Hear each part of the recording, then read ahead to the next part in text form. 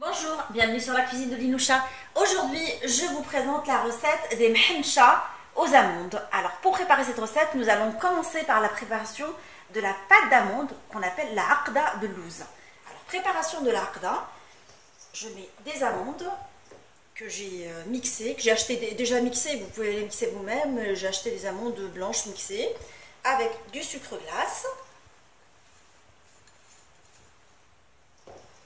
Je vais mélanger tout ça avec du beurre. En tout cas, je vais vous laisser les ingrédients exacts de la pâte d'amande.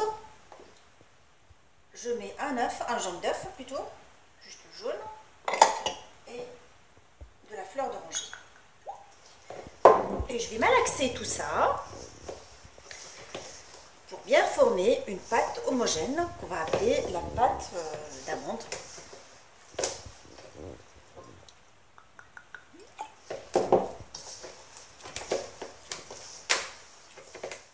Alors, pour le pliage des pastillas, j'ai coupé des feuilles de briques rondes en deux, que j'ai beurrées. Et là, j'ai pris de la pâte d'amande qu'on a préparée. Enfin, vous retrouverez ma recette de pâte d'amande en haut de la recette. Alors, je vais la façonner en long boudin. Et je fais en sorte que mon boudin de pâte d'amande ne soit pas jusqu'au bord. Hein. Et après, je roule le boudin au niveau de la pâte de briques. J'essaie de serrer un tout petit peu. Et quand j'arrive à la fin, alors l'idée c'est d'avoir ces bords-là qui ne sont pas remplis pour pouvoir plier la feuille de brique facilement.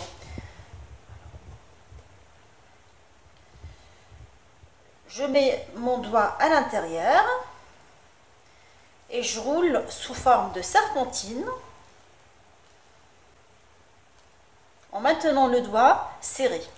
Une fois que j'arrive à la fin, alors je vais badigeonner avec du glu que j'ai formé avec de l'eau et de la farine, même hancha, et je la dépose sur un plat que j'ai beurré, un plat à gratin, avant de la rentrer dans le four à cuire. Alors juste avant de la rentrer dans le four, j'essaie de serrer quand même, je vais la badigeonner avec du beurre.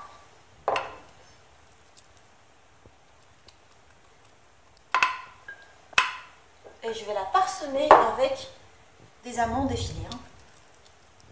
Et je la mets à cuire dans un four préchauffé à 180 pendant une dizaine de minutes.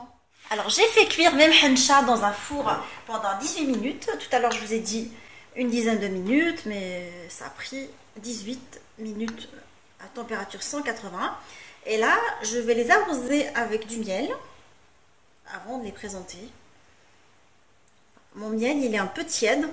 Et même mhencha, c'est encore chaud. Comme ça garantit le croquant de mhencha.